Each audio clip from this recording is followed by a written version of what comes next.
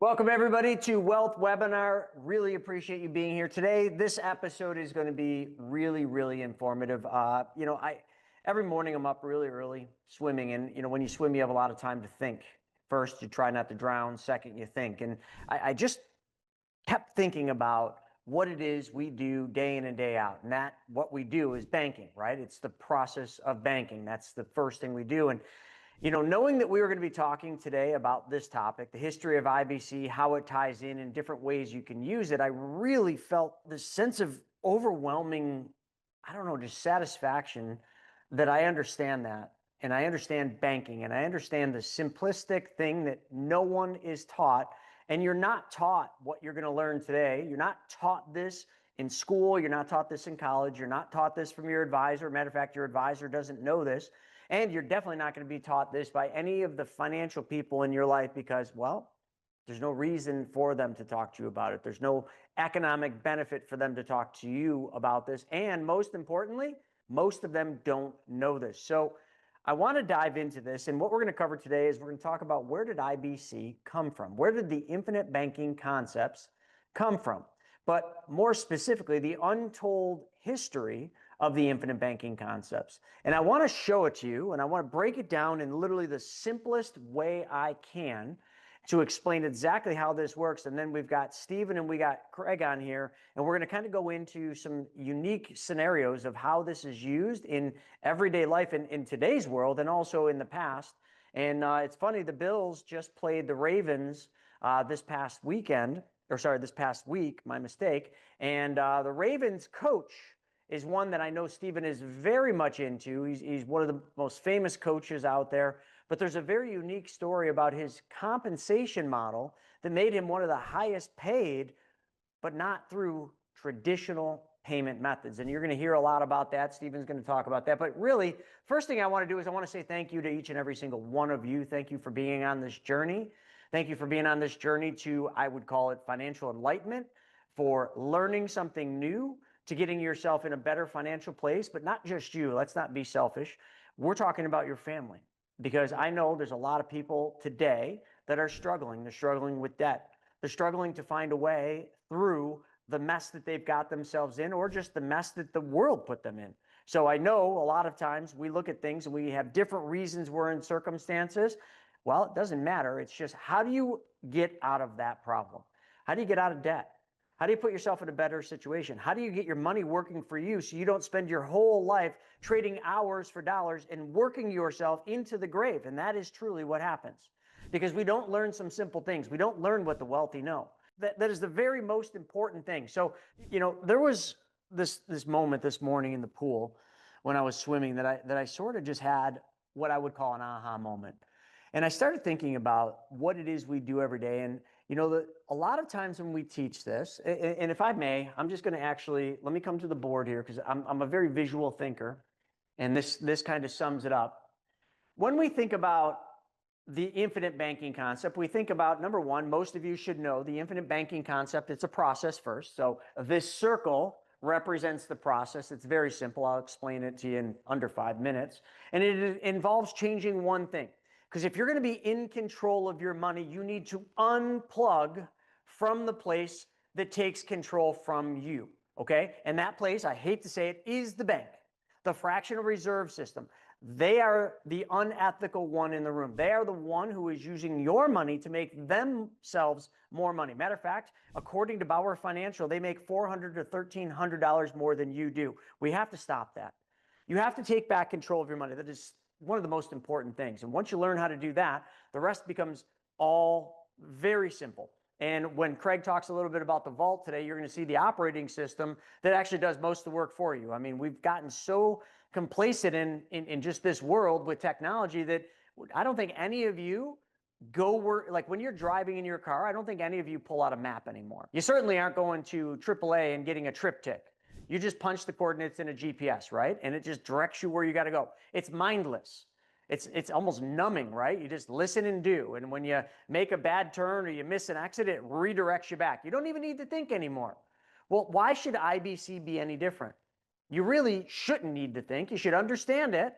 You should know what your destination is, where you're going, and what problem you're trying to solve. But after that, Just follow the GPS, and that's what the vault is, the operating system. But let's get back to that one change. That one change is the trickiest part for most people. You're putting the money in a specially designed and engineered whole life insurance policy, which for some people, they can't wrap their head around it because there's just been a lot of bad press around whole life. And that bad press started in the 80s. I think it was Nader, if I'm not mistaken, who gave it a bad name, a black eye, saying, oh, universal life was more transparent than whole life. And well, you had the switch. Back in the 80s, this happened, okay? Universal life became the product of choice for insurance companies and their customers and their agents. And you know what? Universal life was very welcomed by the insurance company because here's what it did. It shifted all the risk from the insurance company onto the client. It shifted the interest rate risk from the insurance company onto the client. And then you had VULs, variable universal life products, came about in the 90s. That shifted all of the risk onto the client and took it all away from the insurance company. The insurance company guaranteed you nothing but a death benefit, like term insurance, and you took all the risk with the investments, okay? That was a VUL. And in today's world, the most popular product talked about in the insurance industry is this terrible, bastardized product called an IUL, an Indexed Universal Life. And again, the insurance companies love that product because it takes all the risk off them and puts it on you. They have a little bit more risk because they got to provide a floor, a guaranteed floor, and they got to provide a death benefit. But they know with the way the product's designed that most of those policies will never make it to the day the client dies, which is the biggest risk. And then there's this old product that's been around for hundreds of years, the only one that's been around hundreds of years, called whole life insurance. And well, that product's got a black eye, but that product puts all the risk on the insurance company. That product is the only one that pays you lock, stock, and barrel guarantees when it comes to interest rate. That is the only product out there that provides you a level cost of insurance. So your costs are fixed from the day you start it to the day you die. Listen, like there's so many things about whole life that basically put you in control and take the risk off of you and put it on the giant mutually owned insurance company. But you know what? We forgot those. And also, a lot of people don't like whole life in a traditional sense because, well, they can't use the money right away. Well, we changed that with design. So that's the one change. But here's the epiphany I had at about 6 a.m. this morning while swimming laps in a pool. It dawned on me that the goal of the infinite banking concept is not to take a loan from the policy, put it to work where it's making something. So let's put some numbers because everybody likes numbers. There's 3 numbers we need to be associated with. And I'm just going to give you hypothetical numbers to keep this simple. Let's just say, number 1, the first interest rate we got to talk about is the interest rate that the insurance company pays you. Okay, there's a guaranteed interest rate in your contract. It's right around 3.25 with most of the carriers. And then if we add dividends to that, which are not guaranteed, but that gives us what's called the dividend crediting rate. And I'm just going to say that number 1, this is 6%. We're just going to use that as an example. So we all know that's the dividend crediting rate. And we have lots of carriers that pay over 6%. I'm just using this as a hypothetical number. So if you're a compliance person, just know this may or may not be the rate you're going to get. I'm just using a number, okay? Then when we take a loan from the insurance company, what happens is the insurance company loans money to you, the policyholder, from their general account.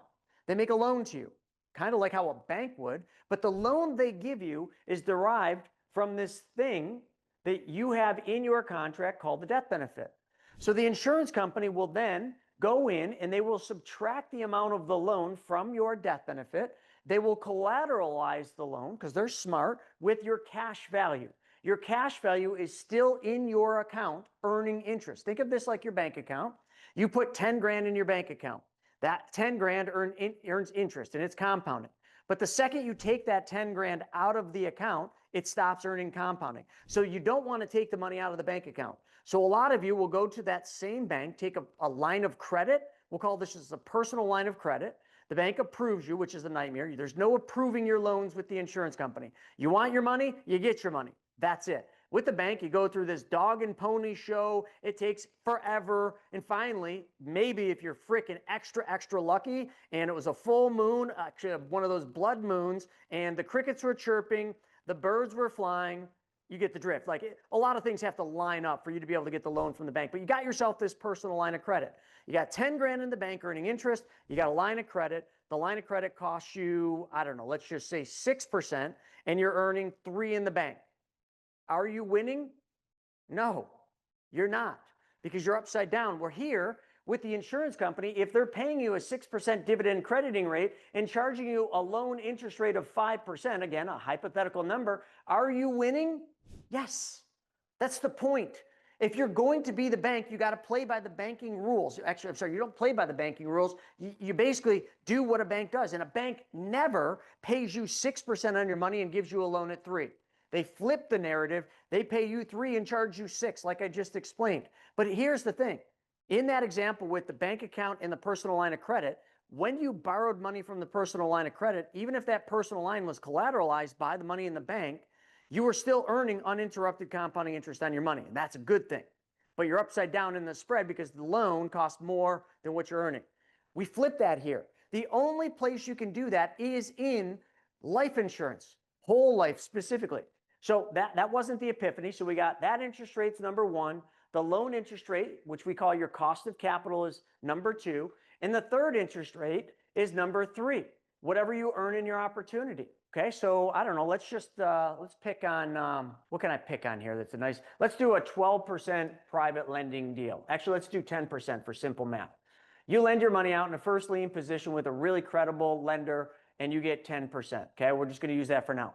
So 10 minus 5 is 5 points ahead of the game. So you're winning the game, right? But these are the 3 interest rates. So here's the epiphany. Sorry, I had to kind of frame this up. We know there's 3 interest rates. We know we're winning the game because we're earning more than we're paying to use our own money. And we also are winning the game because our money is compounding. And lastly, we're winning the game again because our family is protected if we die. It's self-completing. Okay, so now when we take the money out, we put it in, we take it out, we put it into something else where it's going to make a higher interest rate. That's the only rule. You always want the opportunity to pay you more than what your cost of capital is. And then we take what we make in the opportunity and we do the same thing you do today. Whatever interest earnings you make in your investments, where does that interest earning go or that investment earning go? It goes into your same brokerage account, right? It stays in there. How about in your bank account? When you make interest, do you take all the interest out? No, you put it back in the bank account. When you make money, what do? You go and you deposit it into the bank account. We're going to do the same thing. We're going to take whatever you earn on that 10% private lending deal or whatever this opportunity is, and we're going to roll it back in and we're going to recapture it into our bank, not theirs. We're going to deposit it back into your policy. When you do that, that counts as a loan repayment because that's what they call it. It repays the loan and it just makes you more and more money. But here's where a lot of people get confused. Let me just give you a scenario.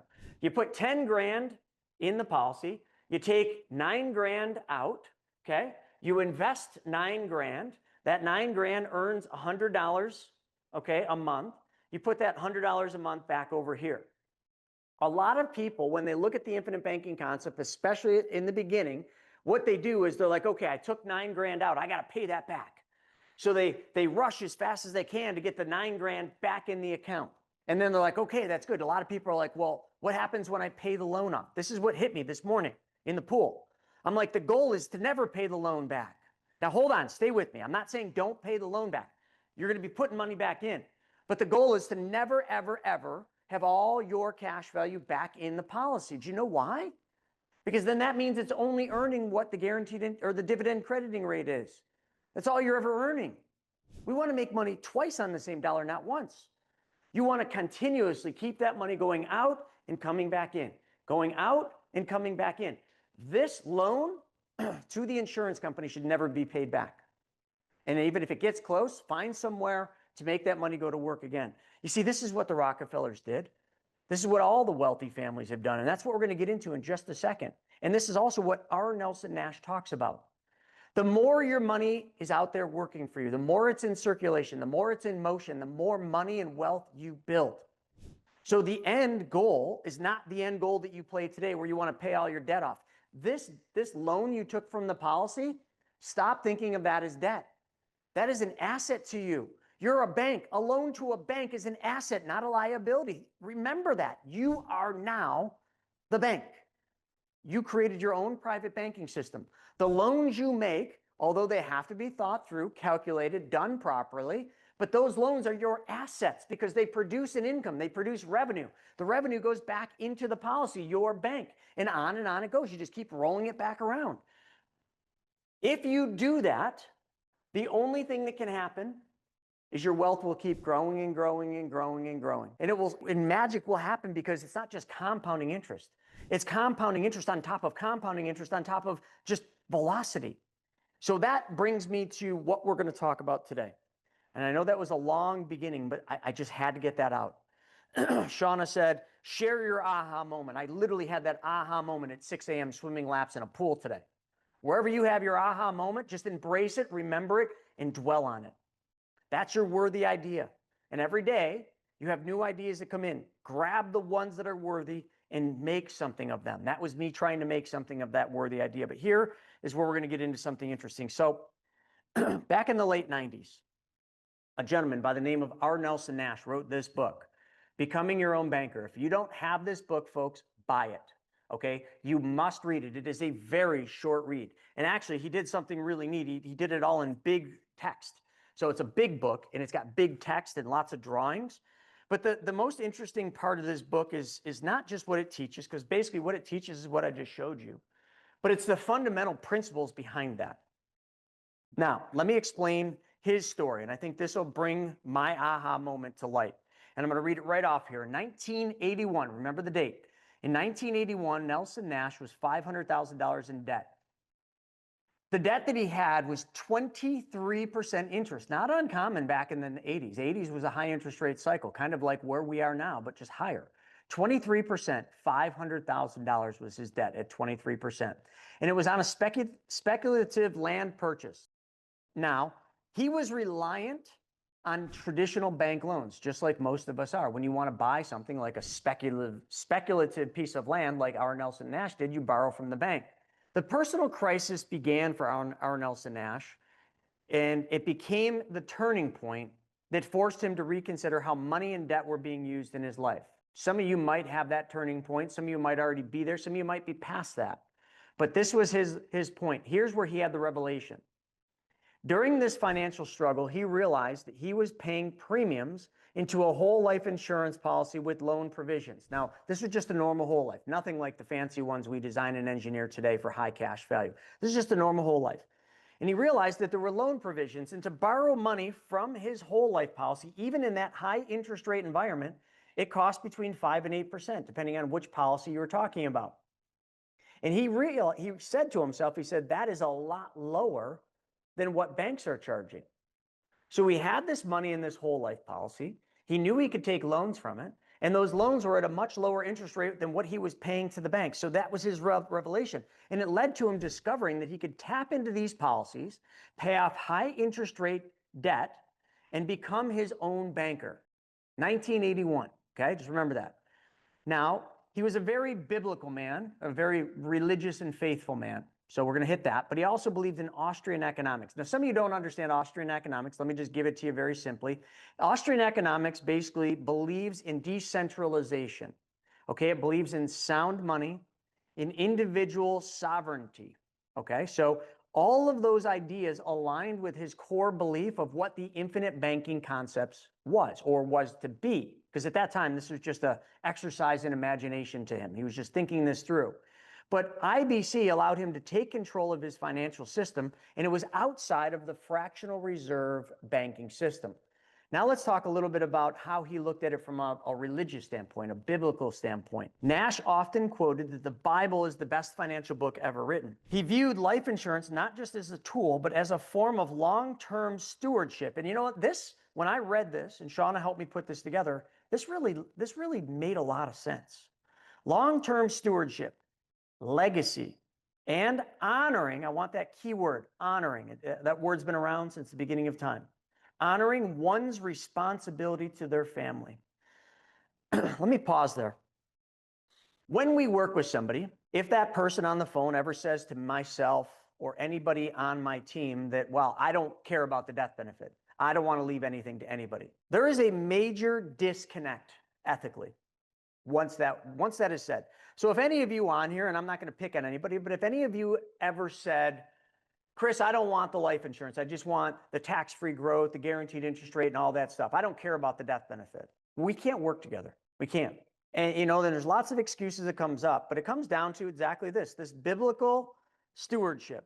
of honoring one's responsibility to family. I love my family. I don't know when my last breath will be taken. I don't know how it'll happen. Hopefully it's like dropping an 80-foot cliff somewhere out there in the POW, and I just a great ride down. Or surfing like a 50-foot wave like in Point Break and just saying, fuck it, I'm going to go for it. Excuse my language. But like that's just, maybe some of the ways I think I'd like to go, but you never know. But when I go, I want to leave not just my family in a better place, but the world in a better place in one way or another. I want my foundation and my charitable, endeavors and everything that I'm doing to continue on after I'm gone.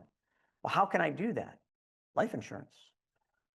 Honoring my family, honoring my responsibility to my family. And the biblical principles like planning for the future and avoiding usury underpinned his worldview. This is R. Nelson Nash saying this. I'm just giving you two takes to this. And let me keep going. This gets so much better. There was a shift from bank dependency to self-banking. All of you are on the journey for this, or at least you wouldn't be here, right? There's 160 people here, and somebody just left because obviously they're like, I don't want that life insurance stuff. Bye. It's good. We can't help you anyway. Okay? And there goes another one. All right, but we're talking about becoming your own bank. So we're talking about going from being dependent on a bank, on traditional banks, to being your own bank, self-banking. And what he said about that is he said, reclaiming the banking function. Nash emphasized that banking is not a place, it's a process. And that process, okay, and I want to just preface the process. The process is cash flow, control, and capital allocation. All the things I said here. Cash flow, your cash flow goes into the policy, okay? Control, you control all aspects of your cash value. You control when you want to take it, what you want to take it for, how you want to use it. You can control the narrative of where that money goes, and you can control where the money goes back, and you are in control of your money, okay? And he went on to say that it was cash flow control and capital allocation, and he's been, all of those things typically had been outsourced to third parties like banks. This is his revelation. When individuals would reclaim it themselves using dividend-paying whole life insurance policies. And why? Well, because the way that the policy works and the contract of the policy far outweighs what you are using a bank for. You could literally replace all your banking functions in your life with your own bank, this policy as the engine.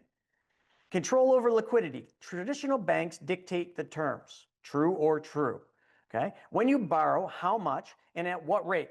When you go to a bank, do you control any of those factors? Do you control when, how, or any of those things, or what rate you pay?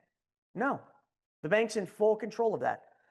I'm dealing with a bank right now, and it's a bank that I've dealt with since I've been 16, and I'm about ready to go in there and just start screaming at everybody because they're in control and I can't stand it. They're literally controlling the narrative, which is costing me significant money to get this bank refinance done. With IBC, you're never denied access to capital, ever. You control when, you control how much, and you control the interest rate and the cycles that you control all those, and you control how they all flow back into your ecosystem. I think that's key. Not a third-party bank's bottom line. Your ecosystem right here. Remember I said, be an honest banker. Take the money that you would normally make and put it back into your bank, not their bank. This is the part that a lot of people, we have thousands of clients, and this is the biggest mistake. Everybody understands the top part of this circle. Like up here, everybody gets that. Like they have no problem changing where their money goes. They have no problem taking a loan from the policy. They have no problem investing or using it to pay off debt or cars or whatever. Where we find the biggest problem is this bottom part of the circle. Your ecosystem can't be completed if you're not being an honest banker. When you have something making money, and I don't care what it is, somehow you got to find a way to take those returns back over here. Now, Mark Perry, somebody who's been around this campfire for a while, mentioned something earlier in the chat, and he says, I'm trying to figure out how to use my infinite banking policies to buy gold. Now, as you all know, gold has been a really good investment as of lately. It's a great store of wealth. It's a great, place to keep your wealth so that, in inflation times and things like that. But right now, there is possibilities of gold going to like stupid highs.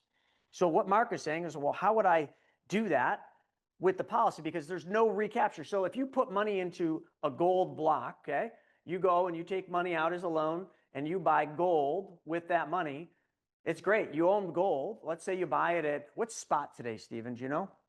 25? Where are we at today? Gold's around 35 maybe. So 35, holy crap. I haven't been following it. So 3,500 bucks. So let's just say Mark were to take a loan from his policy. That loan for 3,500 bucks, he's going to buy a gold. Okay. 36.43. Just That's insane. 36.43. You want to talk about people not feeling comfortable with the dollar? That's your perfect example right there. Takes the money out, buys the gold for 36.43. Here's the problem with that. As Mark mentioned, I don't know how to do this because the gold doesn't make any money. The gold doesn't produce an income. It doesn't have money to recapture until you exit it. So if you were going to use gold as the opportunity to put money from your policy in, that's not a problem. But you have got to get real clear with yourself as to where you're going to exit gold. So we're thinking gold could go to $4,000, okay? Not unrealistic. So let's just say, Mark, let's say you took 10 grand out of your policy. You bought 10 grand worth of gold at 36.43. When gold hits $4,000, you must exit, okay? Because if you're going to use this for this, then now you've got a gain, right? So you made 400, well, we'll just call it 400 bucks. I'm rounding down a little, but $400, you take the 400, or sorry, not the 400, you take the full proceeds, the 4 grand, and you put that back into the policy. And then you just play the movement, the price cycle of the gold. Now, if gold goes higher, you're going to kick yourself in the butt, but you know what? Don't ever get mad at yourself for making money.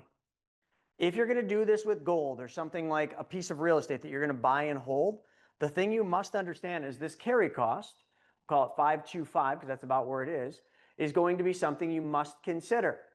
It's not all that big of a deal because your money's still earning interest. If it was 10 grand Mark bought the gold with, he still has 10 grand earning interest and dividends. So if Mark had his policy for, let's just say 5 years or longer, that would pencil. It'd pencil all day long. And we have software to prove the mathematics behind that. But if it was in the first 5 years, you would have a negative draw on your capital because with the cost of the life insurance and everything in the first 2 to 4 years, you're probably negative, okay? So you'd have to understand that. So then the thing you invest in, gold, would have to at least appreciate enough to cover that deficit in those first couple of years. But Mark, I know you've had policies for a while, and those policies, they're probably mature. So use the vault, get with one of us and have us run the math to see, does this pencil or does it not? And that would be the answer for you on that. But let's keep going. IBC isn't something new. And all of you know this book was written in the late 90s. He was using it in 81, but it's been around for hundreds of years. And we're going to show you that track history in a second. But he also knew this. He knew that IBC wasn't new. It was ancient. All Nash did was formalize it. He literally took something that had been around, used by the wealthiest families throughout history, and he formalized it, brought it to the middle class, and he said the banking function has always existed. And it was true. It was absolutely correct. Long before modern banking systems, communities and families used stored value and trust-based lending. Read The Richest Man in Babylon. You'll learn all about this. Through goods, land, or even mutual aid societies, IBC is a return to self-directed stewardship. That's all that they used to do, and that's all he's suggesting that you do now. And this is what we teach. Not a novel invention. Nash gave it language and framework. That's all he did. Through this book, he gave it language and he gave it framework. Others had used life insurance creatively before Nash named it, mapped it out, and said becoming your own banker, and created repeatable systems, but he turned scattered practices into cohesive philosophies for everyday families to follow. Now, I know I'm just reading this stuff, but I'm building to a narrative, folks. Hopefully you're following along and not dropping off, but we did. We had another 8 people leave. That's fine. Listen, like sometimes you got to build a narrative, and sometimes patience is one of the most important things. Early influencers, okay? So before this book was written, okay, he would go out and he'd do seminars and he'd do webinars using like transparency. Remember those? You put them on a projector. So that's how he did this. But his family was an early adopter as well. And this is a good story. We actually know this gentleman, David Stearns, which was Nash's son-in-law. He was recruited into the concept when literally 2 days before his wedding to R. Nelson Nash's daughter, Nelson had him sign a life insurance policy. So the cool part is before this book was ever written, R. Nelson Nash had been practicing in his own life and in his family for 2 decades before they ever started to say this works. So they had to prove the theory because they didn't want it to be a theory. They wanted to prove it. Now let me fast forward to where we're at today. This team, specifically Craig Yenny on here, the man who's good in the sheets, has literally done the same thing that R. Nelson Nash did. But I don't think he's ever even thought about that. We took something that was technically theory or conceptual, and we have mathematically proven it. First of its kind, first time it's ever been done. Our Nelson Nash proved the theory through a case study. What Craig Yenny has done and what our team has been able to do is create technology and software that proves it mathematically, so that no matter what it is you want to do, no matter what it is you could dream up, like Mark Perry saying, hey, what about buying gold? We can mathematically prove that it will work or not work. So there is no theory anymore. There is no guesswork. There is no concept. This is just mathematical certainty. And if it doesn't mathematically work, then you just don't do it. It's that simple. Do you have to pay the interest back? And I think it'd be worthy of just kind of talking about, there's some confusion out there, because I think sometimes people hear that you're paying back your system and there's nothing going to the insurance company. But is there some interest going to the insurance company in this process? Yeah, I mean, I kind of already hit that, but that's okay. I'll repeat it. So this right here, the loan interest, okay, the interest that the insurance company is going to charge you. Let's just say this is pretty average for a couple of our carriers, 5.25 is that interest rate. That goes to the insurance company.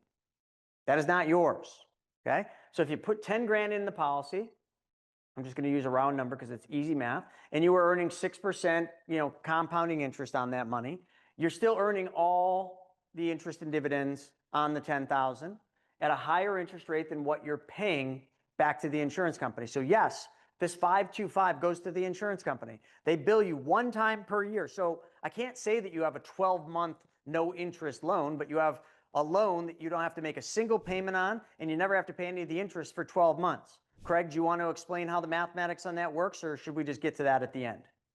Well, I think we'll get to that at the end, but the teaser will be stick around, because you may not really be paying 5.25%. Yeah, that's it. Because everybody's like, well, 525, it's my own money. Why would I pay interest to use my own money? Because if you were smart and you listen to anything I said, and I don't mean to scold anybody, but literally, like, this is quite elementary. And my fifth grade, I keep saying fifth grader, but my 5-year-old would understand this. And here's the question I have for you. Is 6 more than 5? I think so. Maybe that's a tough question. Is 6 more than 5? Yep.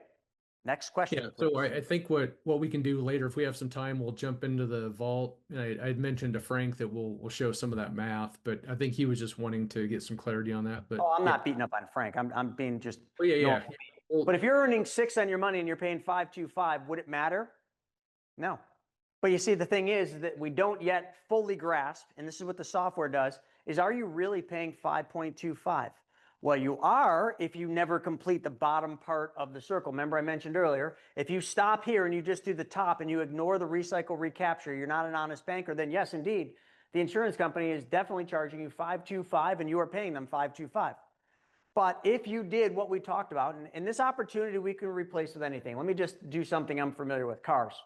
Every one of you has a car. I would be willing to bet most of you lease or finance your cars. Maybe there's a couple people that pay cash, which is even worse. So if you got a car and you're paying $500 a month, your loan is 6% interest and it's 60 months. Okay, that's a pretty simple equation. That would be about a $25,000 car. If over here, you could borrow at 5.25% from yourself and pay off a loan for 6%, does that make sense? Now everybody like, well, yeah, duh. I mean, if I'm only paying 5.25 and I'm getting charged 6, well, then that make all the sense in the world. Yeah, it would. But you know what? It'd even make more sense if all your money was still earning interest and dividends. So now you're still earning 100% of the compounding interest while getting to use the money to pay off an interest rate. So now all we did is I just went from the 6 minus 5, which all of you agreed 6 is more than 5. And I just reverse engineered that. Now 6 is more than 525 by 0.75. But you see, if we just stop the equation right there, then everybody would be like, well, I guess it's a little better, but would it be worth it? Would the juice be worth the squeeze to do that? And most people would be like, well, it's 0.75. Nah, I don't know. But what if I told you it wasn't 0.75? What if I told you in the first year it was actually probably more like 1.25% spread? And in the second year it was probably like 2.25. And in the third year it was probably like 3.25% in your favor. Now you'd start being like, well, that's more than I'm getting in my savings account. So yeah, that actually would be worth the squeeze. You see, when you understand how math works, because what we're talking about now is we're talking about one number going up. You're compounding here. The loan that you're paying 5.25, which is the 25,000 that we took from the, sorry, I got to change this number. Let's do this 30 so this makes sense. If you had 30 grand in your policy, you took 25,000 out, you paid off Bank of America, they had a 6% $500 a month car payment, so you no longer owe that. So now the car is bought and paid for in the driveway. But then if you still made those $500 a month payments, but we didn't call them a payment. Nobody likes making payments. But who would like to save $500 more? Now, this is the funny part. This is really funny, and this is another aha moment that you should all have right now. If you paid off your car today and you no longer had a car payment, where would your car payment go? It'd stay in your bank account, wouldn't it? If it stayed in your bank account, what's the interest rate you're making in your bank account? 1%? Maybe 0, because it's probably sitting in your checking account, not your savings. So probably 0. You got $500 now that you don't have to make a car payment on. It's sitting in your bank account. Would you move that $500 a month to a high interest rate savings account that paid you 5.7%? Yeah, all of you would do that. You would rush to do that. You would do that as quick as possible because you're making 0 here, and over here you're making 5.7. So then, in that scenario, if you paid your car off using a loan from your policy, and you took the $500 that you used to pay to Bank of America, and you just paid that $500 back to the policy every single month, and it could all be automated. Are you making a payment, or are you just saving $500? Who can answer that? Are you making a payment to the insurance company, or are you saving $500? Christian and Donna are exactly right. You're saving $500 because that $500 that goes into the policy, guess how much money is there the next day when the check clears? $500. Guess how much interest you're making on that $500? 5.25%. Why? Because you're paying 5.25, or because you were being charged 5.25 on the $500 that you just repaid back. You're no longer paying 5.25 on that $500 payment because you just put it back in the policy as a loan repayment, but you lost no liquidity, which brings me to this next part. Nelson Nash's philosophy: any lending money that doesn't exist is evil. He talked about fractional reserve critique. He said Nash believed that the modern banking system was broken at its core. Banks create money through loans, not actual reserves, a practice Nash saw as manipulative and dishonest, leading to cycles of inflation. Oh, you don't say, we just had that happen. Debt, we have that happening now, and financial slavery, largely what the problem in this country and the world is. IBC has a moral and financial rebellion to Nash. Becoming your own banker wasn't just smart, it was ethical. It meant choosing transparency, real capital, and control over your finance and your future, rather than submitting to a predatory financial system designed to extract value from you. Let me go back over here.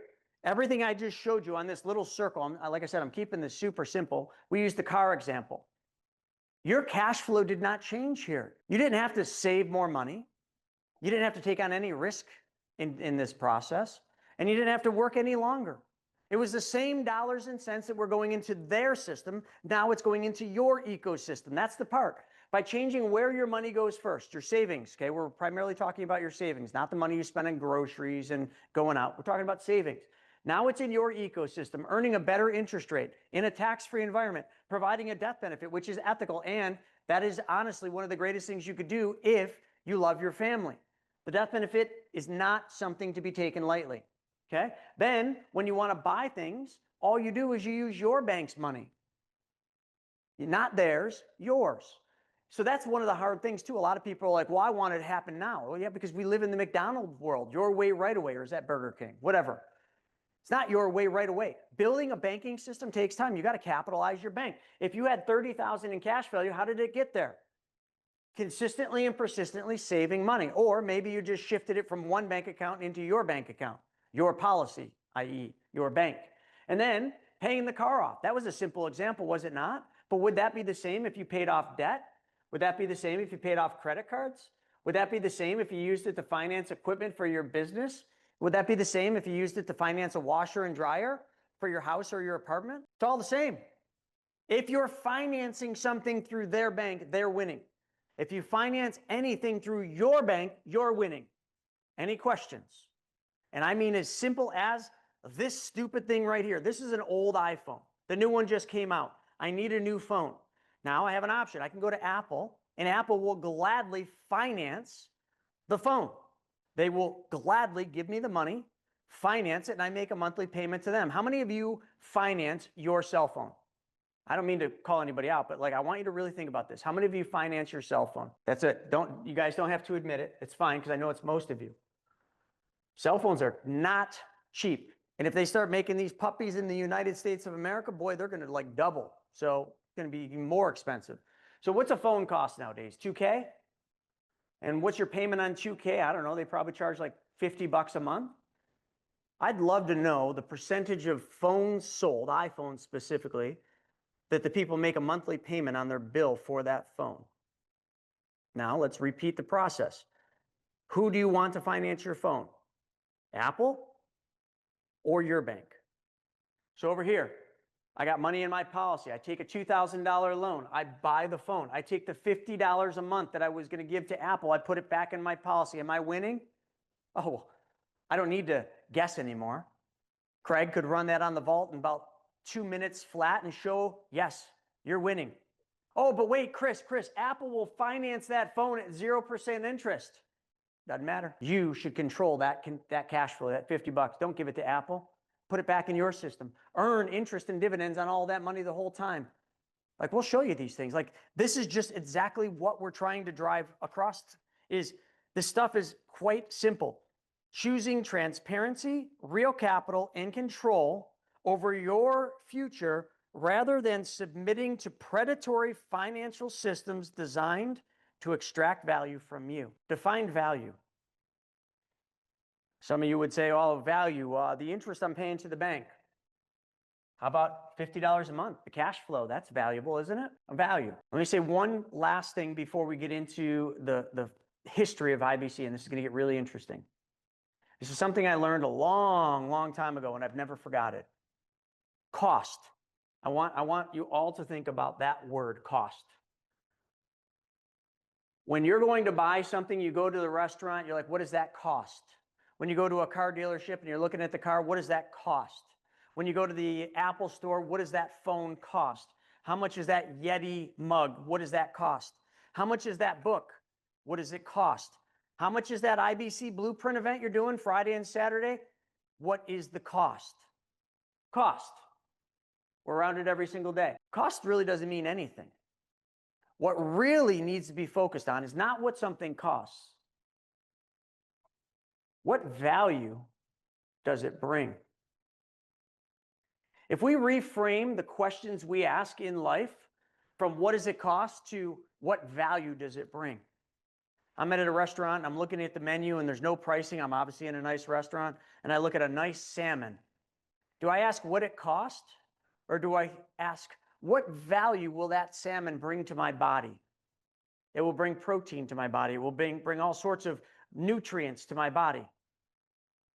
Does that value, those nutrients and everything else, and just the sheer rumble in my gut, does that value justify the cost? You see, cost, write this down, folks.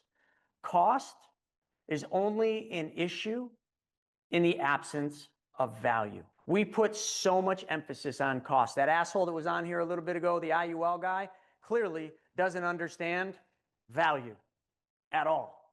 Because the IUL shifts all the risks to you and takes it off of the insurance company and gives him a higher commission than if he were to design and engineer a specially designed whole life. But what they will try to do is try to get you to believe that the cost of the whole life is more than the cost of the IUL. Then I would go to, okay, let's look at the value. The IUL is cheaper from a cost of insurance standpoint, but this is what it looks like. Every year you get older, the cost goes up. Every single year you get older, the cost goes up because it is based on your age, just like a term insurance policy would, okay? So cost keeps going up. So now, today, you're younger than you're going to be tomorrow. You're younger than you're going to be next year. So let me ask you a question right around cost versus value. If you rechange the question that you ask and you say, when will the death benefit be the most important thing to me? Will it be today when you're 50 years old? Or will it be when you're 90 years old in a nursing home, barely able to breathe? Was the death benefit more important here or is it more important here? Well, I would have to agree or think, and I might be wrong, that the value of that death benefit certainly is probably more valuable at 90 years old when you're literally almost taking your last breath, because you're thinking about all the things you've done in your life and how you're going to leave your family in a better place. Down here, we're just mitigating risk. So it's important, but I have to argue that the value is here. So if you buy a product that has a rising cost of insurance because someday that insurance company wants to mitigate their risk and put that risk on you, so they know that if things go as planned for them, when you get to this ripe old age, when you're more than likely going to die, and they can tell you when you're going to die, chances of you being able to afford the policy or the policy being in force at all are drastically reduced. The insurance company wins. Was cost important or was value important? So you just frame the question differently, and that this is just term and IUL. You see, in a whole life policy, the cost in the beginning is more expensive. Your cost of insurance in the beginning is the exact same as the cost of insurance when you're 90 years old. It never goes up. It is level. But it is more when you're younger than it would be to buy the IUL or the term policy. But cost is only an issue in the absence of value. And we've already identified that the value really is when you're in that nursing home taking your last breath, wondering, is that life insurance policy I've been paying for the last 40 years going to come through for me? Oh, crap. That life insurance policy lapsed because we couldn't afford the premiums because the stupid nursing home cost me $9,000 a month and I didn't buy long-term care insurance. Hence, another thing, do you own long-term care insurance? Oh, no, it's too expensive. Change the question. What is it that you value?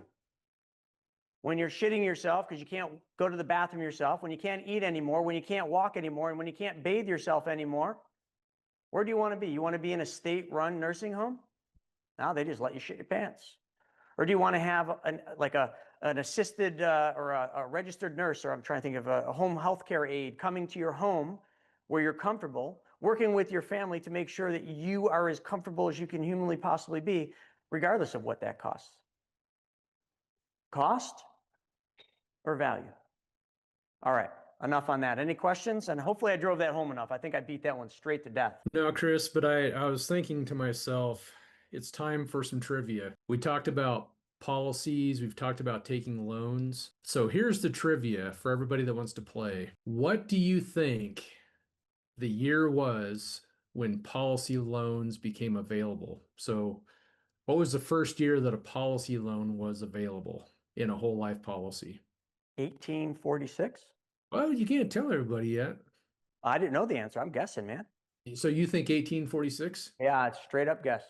Okay, we have Christian at 1981. We have an 1846. We have a 1973, a 43, 1820. Wow. Well, Chris, you were really sneaking close. So is Chris Ash. And I completely guessed, man. So is Donna. 1848.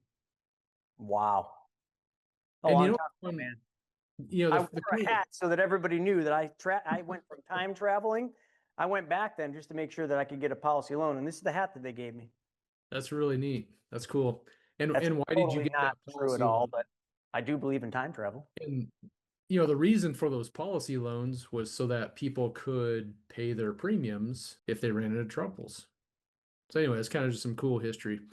Well, thanks for playing. And I see Tess comes in with an 1848. I don't know if that's before or after I said 1848, but Tess will give you the unofficial winner. So we're going to talk about all these different people, and I've got all these years. So we're going to try to get as much of this in, but I think what we're going to start with is we're going to start with the coach, okay, one of the most famous football coaches of all times.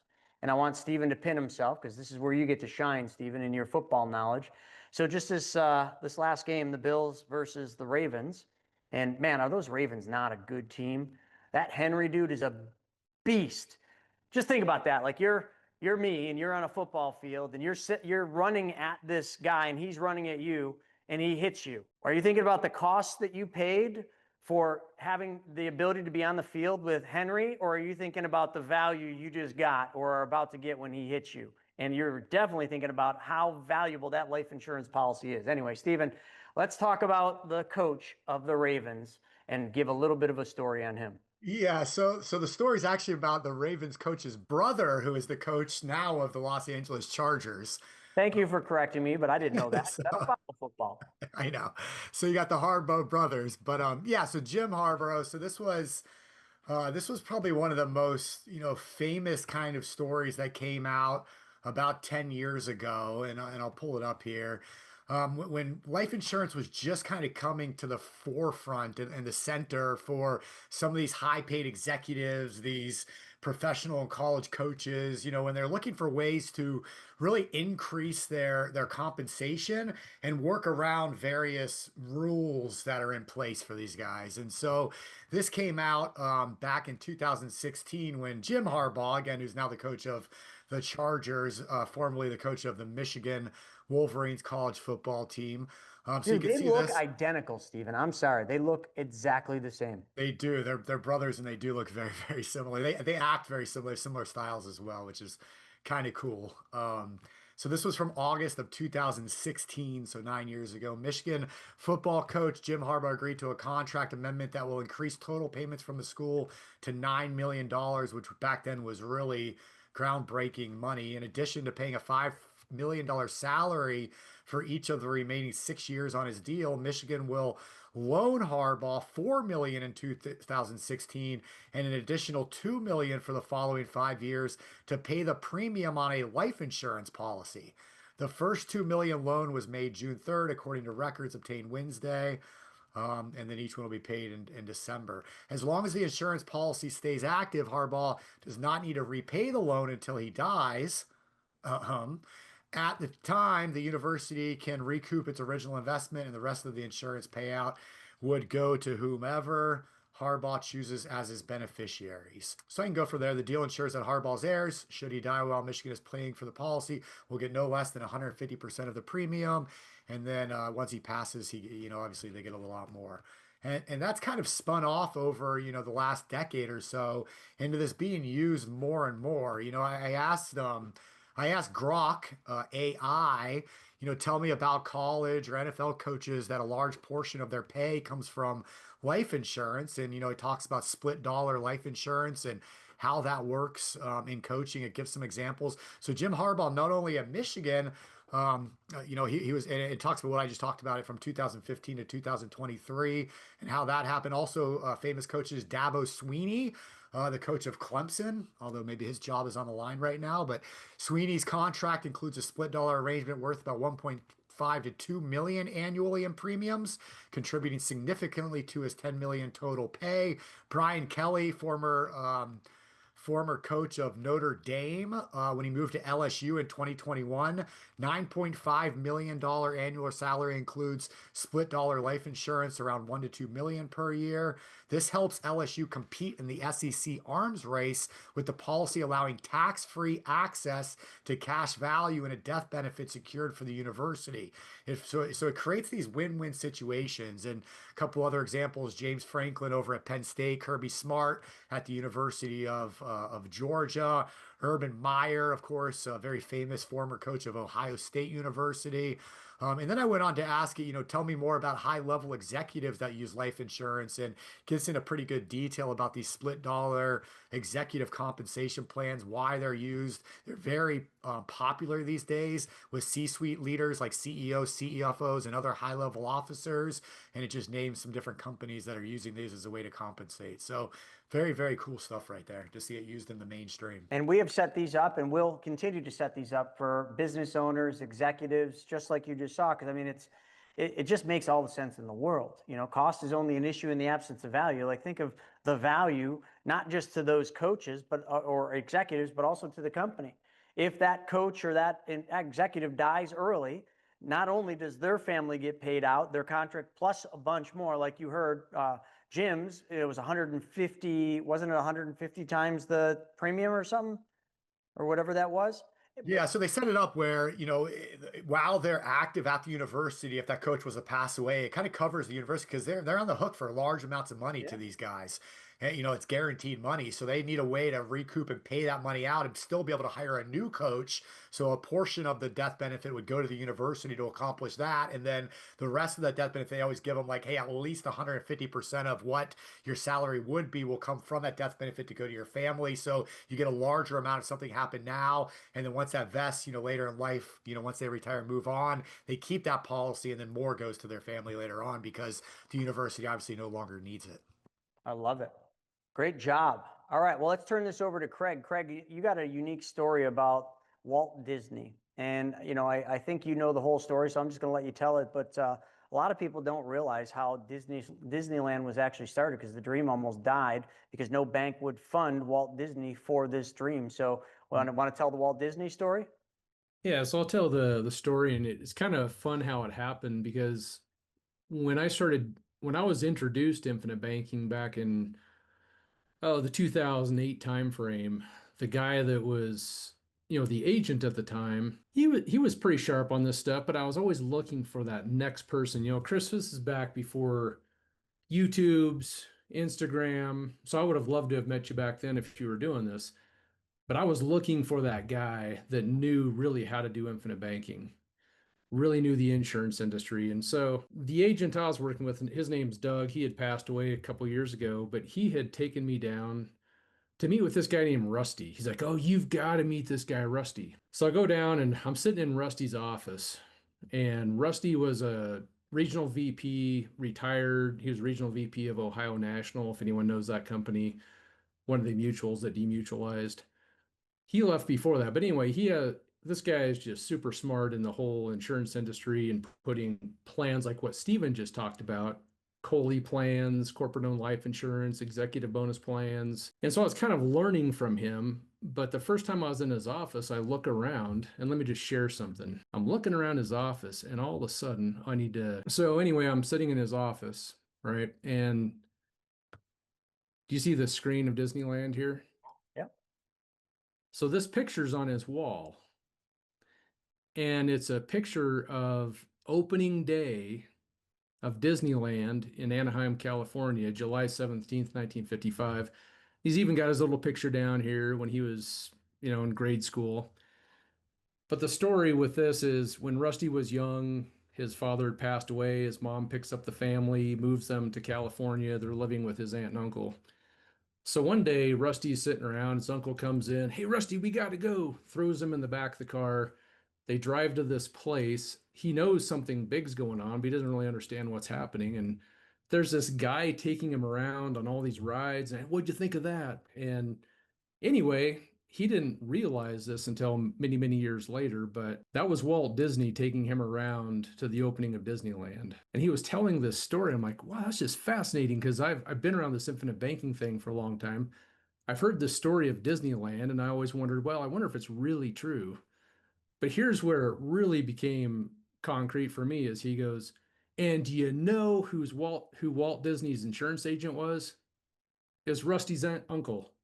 So Rusty's uncle is the one that we've all heard this story, but Rusty's uncle was the one that said, "Hey, Walt, why don't you just use your life insurance policy, since the banks won't loan you money, and open up your theme park? And if it doesn't work out, you don't have to pay it back right away. You can figure out another plan. But why don't you use the cash value in your life insurance policy to go start this theme park idea that you have?" Isn't that just nuts? So anyway, that's kind of the story and where this all came about. But I've heard this story so many times, just like what Steven shared, and the J.C. Penney story, and the Ray Kroc, and on and on. This one's really more impactful to me just because I see the connection between Rusty, his uncle, and then having that tie to Disney. But anyway, it's just a really cool thing to see how it all played out. But this is opening day, and he goes, "I'm in there somewhere, I just don't know where." So he put his picture on the on the side of the frame. So anyway, that's my story with Disneyland. And I guess because Steven's the sports guy, and they figured I'm goofy, so I might as well do the Disney story. That's super good, man. So we got Walt Disney, we got Jim. I just want to share my screen, the late McCain, but right here, McCain secured initial campaign financing for his presidential bid by using his life insurance policy as collateral. And just so you know, it wasn't an IUL policy, it was whole life insurance. So we're just going to keep going. Then we go on to this little guy. Okay. And I'm sure at the time when he did this, he knew what they were, but Joe Biden, right here, Washington elite. This is from Washington Post. Let's see. Middle class Joe said he's proud. Let's see. Said he is proud of it. He has been constantly in debt and borrowing from his policy. On his financial disclosures, Biden showed he used and mortgaged his Delaware estate, and his Mass Mutual whole life insurance policy backed up his financial goals. So we did so much research. This is a really cool story. J.C. Penney's. So J.C. Penney, obviously, long time ago, died in 1971. But it goes on to explain. Let me find the part where it talks about his life insurance policies. Right here. So 1929, J.C. Penney used cash value life insurance policies. Just so you know, in 1929, there was one kind of life insurance, and that was whole life insurance. Just, again, trying to solidify that, whole life has been the one that's been around. So when you hear videos by these jokers, these IUL jokers saying that, the wealthiest families throughout history have used IULs, that is false, 100% false, and this is the proof. So J.C. Penney used cash value in his life insurance policies to meet the payroll and day-to-day expenses of his department store. J.C. Penney's, okay, I remember those. Some of you might be too young to remember J.C. Penney stores, but I certainly do. This allowed the company to ultimately rebound from the Great Depression. Today, the company has an annual revenue of $12 billion. Well, that was then. It's not now. But at the time when we did this, that was what the case was. Now, I think this is interesting because we might be headed to some rocky financial times. And the one thing I will say is there's going to be a lot of people that have taken a lot of risk in their companies, in their investments, and with their money, that when they have this event, whatever it happens to be, the next recession, just an economic slowdown, they're going to be caught off guard. They're going to be caught unprepared. And, J.C. Penney wasn't, because he used cash value life insurance, which is guaranteed, does not go down at all. During a Great Depression, he used that to support his company, to keep his company alive when all of his competitors went out of business or were struggling. And then he rebounded and made $12 billion. And obviously, he obviously didn't have a great succession plan for multiple generations, because J.C. Penney is no longer around. But real fast on J.C. Penney. First off, that's awesome. His middle name's Cash, which is so cool to me. But yeah, Mr. Lazy Cash here, our kitty cat. Number two, I would have bet money that J.C. Penney was spelled Penny without an E. So I think that's one of those Mandela effects where back in the day and now it's changed. So anyways, just a little tinfoil hatness coming from WTF this morning. Oh my gosh, that is crazy. I never thought about that. I don't remember an E being in there ever when I was young. So. I don't either. Mandela effect, man. All right. This story is wild. I'm not going to get into the whole thing. I mean, obviously, you heard from Garrett Gunderson, who wrote What Would the Rockefellers Do last week, okay, and all how the Rockefellers have used whole life. But this is a really unique story. And I never knew this. John Rockefeller. Did you know he was from upstate New York? Attaboy. But anyway, it goes on to explain all this stuff on how the Sherman antitrust law and how Standard Oil, got caught up in that and got really hung up. But it goes on at the end to explain, let's see, leaving a legacy to his heirs, talks about his family. For the Rockefellers, the exceptional financial planning was and is one of the keystones to the Rockefeller wealth and the formula. Now, you might think right there, reading that, oh yeah, they had all this really elaborate financial planning. Nope. The Rockefeller utilized a wealth tool that many don't know about. Most are afraid of: life insurance, permanent life insurance, i.e. whole life. Again, look at the date and the years. That's the only life insurance there was. For the Rockefellers, if you want to empower your children, grandchildren, great-grandchildren, don't leave them money to spend as they please. Keep the money together, put the money in a trust, and direct how the money is spent, and pass on your values to the next generation so that your vision doesn't stop with you, protecting what they have from the downside. And this is where permanent life insurance comes into play. So when you look at all these different things and all these different stories about the Rockefeller family right here, his insurance company was required to pay him $5 million face value. So this is just when he died, David Sr. He died at the age of 97, and his policy at turned age 96 endowed, okay? So if you don't, right now endowment age is 121. So if any of you own a whole life policy and you live to 121 years old in one day, the insurance company will write you a check for the face value, okay? It's called an endowment. So that's what happened. He outlived the policy, and they wrote him a check for $5 million. He left that legacy to his heirs, as you already saw. It was favorable from a tax treatment and also out of the public eye, which was a very important thing for them because it wasn't, part of probate. So it just transferred right to his trust, and nobody even knew the money transferred, period. And this has gone on for 6 generations. And this right here, I think, is interesting. And we'll be talking about this weekend, Friday and Saturday. The Rockefeller and 6 generations of their heirs receive payments, dividends, and distributions from the trust fund, and they donate millions of dollars while maintaining growth of their estate. Why? Well, life insurance. That boring, stupid thing that everybody told you sucks. Ray Kroc, this is a really cool story. Goes on to talk all about Ray Kroc and some of the things I never knew about him, but he was in Connecticut for training in the military, and he met the trainee, Walt Disney. I never knew these two knew each other, but when the war ended, Kroc returned to Chicago, held jobs as salespeople, and we've all seen the movie, so we know the rest with the milkshakes, right? The whatever that machine was, the mixer milkshake thing, but ended up buying out the McDonald's brothers for I think like 2 million.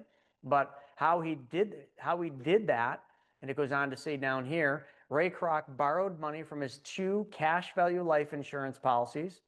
They were not IULs. Do we need to keep going into that? They were whole life policies to help overcome cash flow problems, to pay his employees, and to start his Ronald McDonald advertising campaign. We could keep going on to Warren Buffett and Pampered Chef, how she borrowed money from her policy to start Pampered Chef, then sold it off to Warren Buffett. We talk about Warren Buffett and his love of life insurance. He's always loved life insurance. It's a huge part of Berkshire Hathaway and has been for quite some time. But you just keep going on, and you just talk about all these people. And I've never done a training on this. I did a YouTube video, but it didn't get a lot of views because a lot of people, even when I showed it earlier, was like, wow, I never saw this video. Yeah, because it only got a couple hundred views. All those things would have never been possible if Ray Kroc kept his money at the bank. Would have never been possible if Ray Kroc invested in the S&P 500, if Ray Kroc, put money in speculative investments. It was all because of this boring, guaranteed life insurance policy. And I got a personal story that I'm going to wrap with, and Shauna is on here, and she could probably tell you the story better than me. But there was a time, a little over a decade ago, Shauna's been with me for a long time, where we weren't in a great financial place. We had a company that was really struggling to kind of catch traction. And Shauna, did payroll for us. We didn't have the money to pay CFOs or bookkeepers or all that stuff. We might have had a bookkeeper, but we really didn't track that. And one day, Shauna comes into my office. I'm just plugging away, trying to make things happen. And she kind of had just a funny look on her face, almost, like a really pale, scared look. And she had a piece of paper in her hand. And she says something to the extent, and Shauna, correct me if I'm wrong, of, should I be looking for another job? And I'm thinking to myself, I'm like, why should you be looking for another job? What do you mean? And she holds up the bank statement, okay, which I could clearly see how much money was in the bank. And then she held up her paycheck, which was for more money than what was in the bank account. That's not a good place for a boss to be in, is it? So she's just like, well, is this it? Is it game over? Like, should I start looking for another job because can't clear the check? To which I then said, no, give me a couple minutes. And Sean, I wish she was on here to tell the story herself, but what I proceeded to do is go to my whole life insurance policy, and it was one of my old ones. Okay, I didn't have nearly as many policies as I do today. And I took a loan from that policy. We structured a note because we had Flip Out Academy, which is a real estate education company, so we knew about how to do promissory notes. I did a promissory note from Chris Naugle to my company, Flip Out Academy. And I don't remember how much it was for, $5,000 or 10 grand or something to that extent. 10 grand, there we go. Shauna just put it in there. So it's 10 grand. And then I put that in the bank account. Shauna looked at the bank account and was like, wow, you can pay me for a long time. Great. All right. I'm not having to look for another job. So all was good there. And then what we did, and this is remarkable, and Shauna could probably really remember this one. We set up monthly payments. They were automated. We just put them on bill pay. A monthly payment from Flip Out. It wasn't a lot. It was like $200 or something like that, $250. Got paid back to my policy every single month. Then when we had an end date, and this is kind of back to that circle that I drew earlier, so let me just kind of get this back up. The goal is never to pay the policy back. The goal is to continue that money going round and round and round. But nonetheless, Flip Out continued to pay my policy back for way longer than it should have. That debt was repaid, and then it just kept paying me. and largely because I forgot. I forgot to stop it. Now, let me ask this to any of you.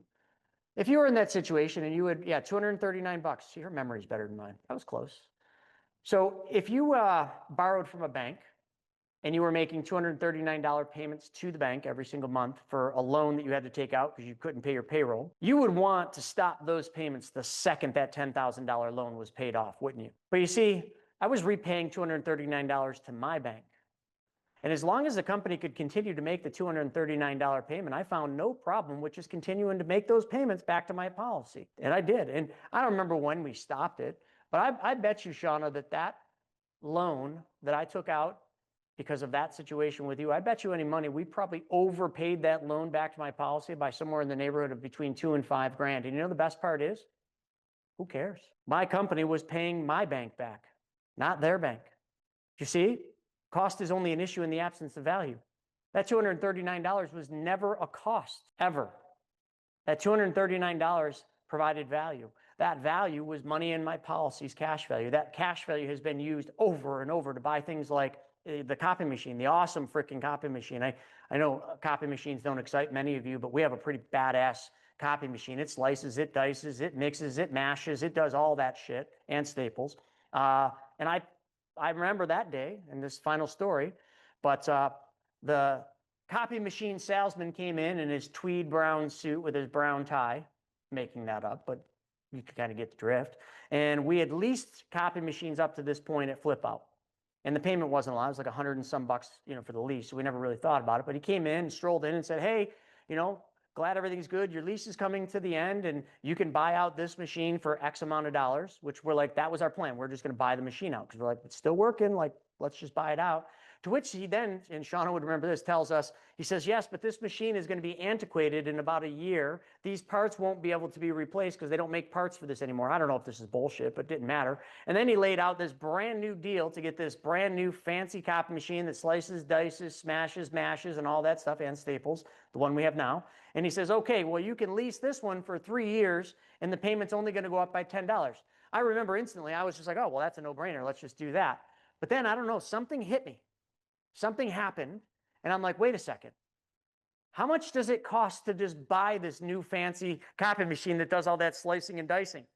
And he didn't even know. Do you remember that, Shauna? He had no idea how much the machine cost to buy.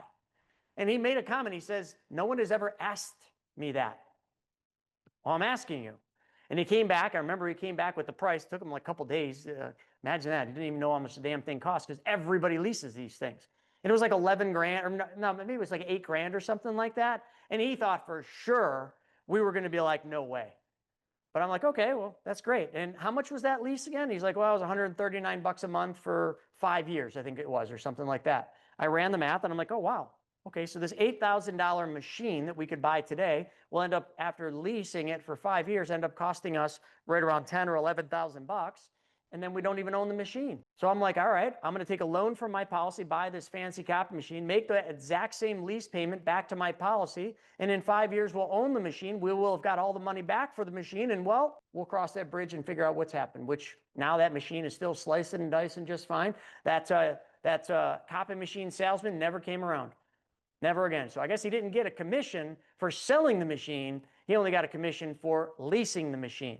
So that's the last story I have. I hope you enjoyed the little journey back in history on how the infinite banking concept has changed the lives for so many of the famous names that you know. And what's next is how infinite banking is going to change your financial future, not just yours, but also your family and your children's. Thanks for joining us. We'll see you this weekend.